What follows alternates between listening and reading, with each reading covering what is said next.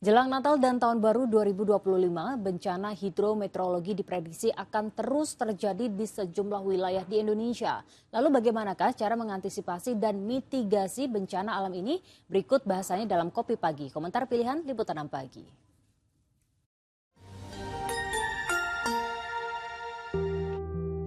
Bencana hidrometeorologi tengah terjadi di sejumlah daerah di tanah air. Mulai dari banjir, angin puting beliung, longsor, gelombang pasang, hingga pergerakan tanah.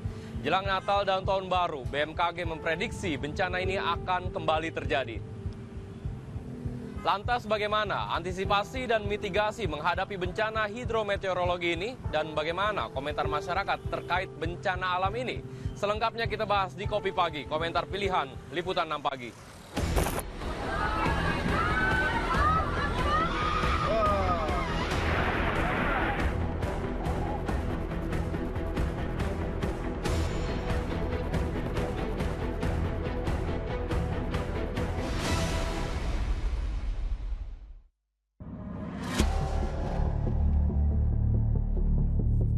Jelang penutupan tahun 2024, sejumlah wilayah di tanah air dilanda nestapa. Bencana hidrometeorologi datang silih berganti yang menyebabkan kerusakan lingkungan dan harta benda hingga kematian. Berdasarkan data BNPB, bencana di tahun 2023 tercatat 5.400 bencana, terbanyak peristiwa kebakaran hutan dan lahan. Sementara di tahun 2024, bencana hidrometeorologi mendominasi dan cuaca ekstrim diprediksi akan terjadi hingga triwulan pertama tahun 2025 mendatang. Ya, kalau untuk bencana hidrometeorologi, ini kita mengingat saat ini memang sudah ada di musim penghujan begitu. Jadi memang peningkatan curah hujan di sekitar wilayah Indonesia ini memang terasa sekali begitu ya Mbak ya. Dan peningkatan curah hujan ini juga biasanya akan memicu bencana hidrometeorologi. Yang mungkin kalau kita lihat di berita ada banyak ya di Jawa Tengah, lalu juga di wilayah-wilayah lain ini memang terjadi di Jawa Barat juga dan sebagainya. Nah, untuk sampai kapan terjadinya, ini kami melihat prediksi untuk puncak musim hujan pada periode tahun 2024-2025 ini masih ada sebagian wilayah yang masih akan mengalami puncak di bulan Januari dan Februari nanti. Bahkan untuk wilayah Jawa ya secara umum Jawa, khususnya untuk Jawa bagian utara, ini puncak musim hujannya baru di sekitar bulan Januari Februari nanti begitu. Jadi untuk kejadian bencana hidrometeorologi ini masih akan berpotensi terjadi sampai periode tersebut. Sejak November 2024, kejadian bencana hidrometeorologi hampir setiap hari terjadi di sejumlah daerah di tanah air. Di Muara Angke, Jakarta Utara pada Jumat petang, anak-anak sekolah ini menaiki perahu karet yang disediakan Badan Penanggulangan Bencana Daerah Jakarta untuk pulang ke rumah mereka. Di atas perahu karet yang didorong anggota tim BPBD Jakarta, anak-anak sekolah ini menelusuri jalanan yang dilanda banjir. Sejak Jumat pagi, banjir rob merendam permukiman di kawasan Muara Angke Pluit, Penjaringan, Jakarta Utara. Banjir yang terjadi akibat pasang air laut ini membuat ratusan rumah terendam. Tidak hanya permukiman warga, banjir yang mencapai ketinggian 1 meter ini juga merendam jalan sehingga tidak dapat dilalui motor dan mobil. Banjirop juga merendam 3 desa di pesisir Pantura, Subang, Jawa Barat. Selain ratusan rumah warga, banjirop merendam gedung sekolah. 3 desa yang terendam banjirop di pesisir Pantura, Subang adalah Desa Mayangan dan Legon Wetan di Kecamatan Legon Kulon, serta Desa Anggasari di Kecamatan Sukasari. Di 3 desa ini ketinggian air bervariasi antara 50 hingga 80 cm, sehingga cukup mengganggu aktivitas warga. Sebagian warga memilih mengungsi, namun tidak sedikit yang bertahan di rumah mereka. Berdasarkan catatan BPBD Subang, ada sekitar 500 rumah warga di 3 desa yang terendam banjir rob hingga ke dalam rumah. Di Mojokerto, Jawa Timur, tim SAR mendatangi rumah-rumah untuk mengevakuasi warga terdampak banjir, terutama lansia, wanita, dan anak-anak. Banjir yang merendam permukiman warga di Desa Tempuran, Kecamatan Soko, Kabupaten Mojokerto, Jawa Timur, akibat luapan Sungai Alfor, Watu Dakon, belum juga surut pada Jumat pagi. Sejumlah lokasi pengungsian seperti di kantor desa Ngingas Rembyong, Kecamatan Soko, sudah dipenuhi warga terdampak banjir. Sebagian warga yang memilih bertahan dan beraktivitas di tengah kepungan banjir mulai terserang berbagai penyakit seperti gatal-gatal, kutu air, demam, diare, hingga hipertensi. Di Jalan Raya Kelok 9, jalur lintas selatan Desa Sumroto, Kecamatan Donomulyo, Malang, Jawa Timur ambles. Jalan sepanjang 15 meter rusak parah dan tidak dapat dilewati kendaraan. Terdapat 4 titik jalan ambles di sepanjang jalur lintas selatan dan kondisi jalan terparah berada di Kelok 9. Amblasnya jalan ini menyebabkan akses jalan alternatif menuju Pantai Modangan terpaksa ditutup total untuk mengantisipasi adanya longsor susulan. Di Kabupaten Pacitan, sejumlah rumah di Dusun Salam, Desa Karanganyar, Kecamatan Kebon Agung rusak. Kerusakan rumah warga ini akibat pergeseran tanah yang terjadi setelah wilayah ini diguyur hujan deras selama berjam-jam. Mayoritas kerusakan terjadi pada lantai rumah yang amblas. Penghuni rumah terpaksa mengungsi ke rumah saudara maupun tetangga sebab rumah yang terdampak sudah tidak memungkinkan ditempati lagi. Deretan bencana hidrometeorologi di sejumlah daerah di tanah air tak bisa diabaikan dan perlu diwaspadai.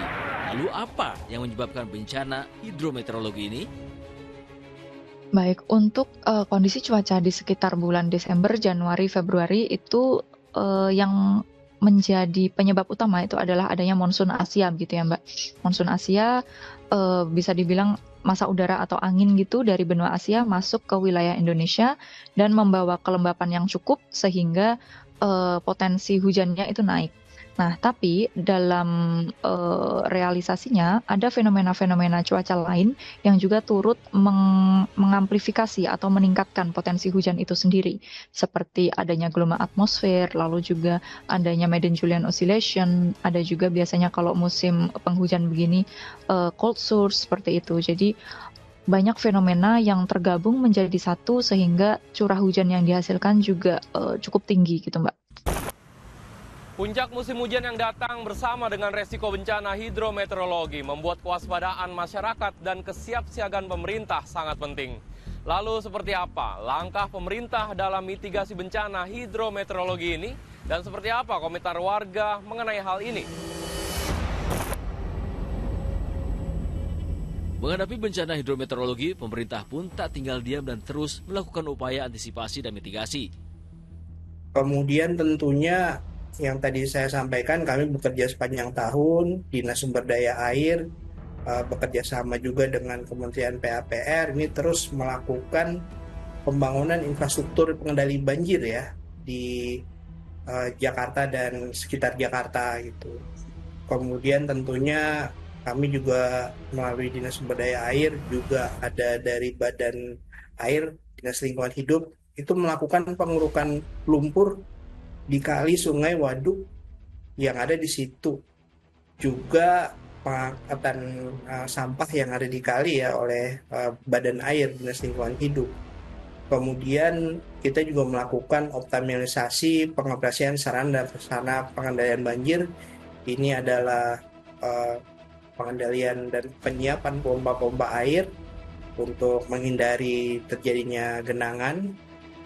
Juga tentunya secara bersama-sama OPD yang ada baik di wilayah maupun dengan provinsi ya, kita sudah melakukan pengecekan sarana dan prasarana penanggulangan bencana di berbagai lokasi.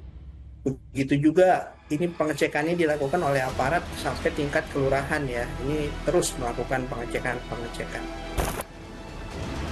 Potensi bencana hidrometeorologi menjelang akhir tahun bukanlah prediksi semata.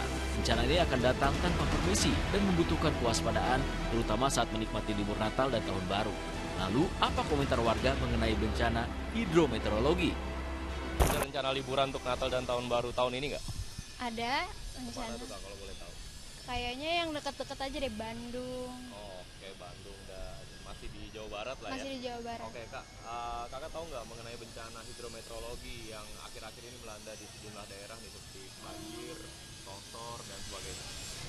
Tahu banjir ada di mana-mana Banjir ada di mana-mana karena musim hujan. karena gitu ya, musim Kak? hujan. Oke Kak, gimana nih yang Kakak persiapkan, terlebih Kakak kan mau ke Bandung nih untuk mengantisipasi adanya bencana-bencana seperti itu Kak? Lihat update BMKG sih yang pasti, terus aku lihat jadwal arus mudik juga, gitu aja sih. Lebih waspada gitu. Biar lebih waspada sama antisipasi kemacetan juga sih. Kak, ada rencana liburan untuk Natal dan Tahun Baru tahun ini nggak? Tentunya ada ya Kemana tuh, ke Pak? Jogja Pak. Oh, ke Jogja. Sejauh ini tahu sih ya, mungkin kalau pendapat dari saya sih lebih waspada aja untuk bencana yang kedepannya seperti apa sih ya. Nah, itu Kak, apa yang Kakak persiapkan nih untuk menghadapi bencana ini, terlebih Kakak kan mau ke Jogja nih nanti. Iya. Seperti apa? Ya tentunya harus banyak-banyak prepare yang benar-benar harus siap gitu, waspada akan bencana yang kedepannya seperti apa aja. Iya, kita nggak pernah tahu itu akan terjadi kapan gitu, Pak. Rencana libur tahun baru tahun ini nggak atau Natal? Ada. Kemana tuh? Ke Solo. Kakak tahu nggak nih mengenai bencana hidrometeorologi atau gempa, banjir, dan sebagainya di akhir tahun ini yang katanya kemungkinan terjadi sampai akhir Februari dulu? Gak tahu. Nggak tahu ya? Iya. Oke. Gimana tuh Kak untuk mengantisipasi atau persiapkan kakak nih, terlebih kakak kan mau ke Solo nih. Iya. Seperti apa kalau dari kakak sendiri? Ya paling persiapannya itu ya kayak obat-obatan, P3K kayak gitu kan. Terus sama sering update dari sosmed juga untuk apa sih rute-rutenya gitu biar kita nggak macet juga sih. Kayak gitu sih. Udah. Iya, kalau nggak paling cuman itu aja sih rute-rutenya. Kalau BMKG yang kayak bencana-bencana itu gak begitu apa ya. Namanya kan kalau bencana itu kita nggak bisa memprediksi gitu kan. Iya. Kakak tetap prepare aja ya? Iya, prepare aja P3K-nya gitu. Baik, untuk masyarakat yang akan bepergian dalam periode mungkin nanti liburan Natal dan Tahun Baru begitu Mbak, harap diwaspadai saat berkendara karena hujan ini akan sangat mempengaruhi jarak pandang, lalu juga kemudahan atau kesulitan mengendalikan kendaraan, lalu juga jika bisa kami sarankan menggunakan kendaraan yang memang cukup bisa melindungi begitu ya. Untuk pengendara bermotor ini sangat perlu diperhatikan karena akan sangat terpengaruh saat ada hujan maupun angin kencang. Kemudian juga untuk pengendara yang mengendarai motor ini dapat menepi atau meneduh begitu saat hujannya dirasa sudah dalam kondisi lebat maupun sangat lebat. Faktor keselamatan, keamanan, dan kenyamanan harus diantisipasi jelang libur Natal dan Tahun Baru. Bukan hanya tugas pemerintah, namun dimulai dari diri sendiri dengan selalu waspada dan terus mengikuti informasi dari BMKG atau pemerintah yang mampu melihat adanya kecenderungan potensi bencana di suatu daerah. Sinergi masyarakat dan pemerintah diperlukan untuk meminimalkan dampak bencana yang mungkin terjadi. Meningkatkan kewaspadaan dengan mengenali lingkungan masing-masing juga menjadi hal penting dalam menghadapi bencana hidrometeorologi. Demikian Kopi Pagi kali ini, saya Ridho Yahya dan juru kamera Dedi Sunandar pamit. Salam SCTV.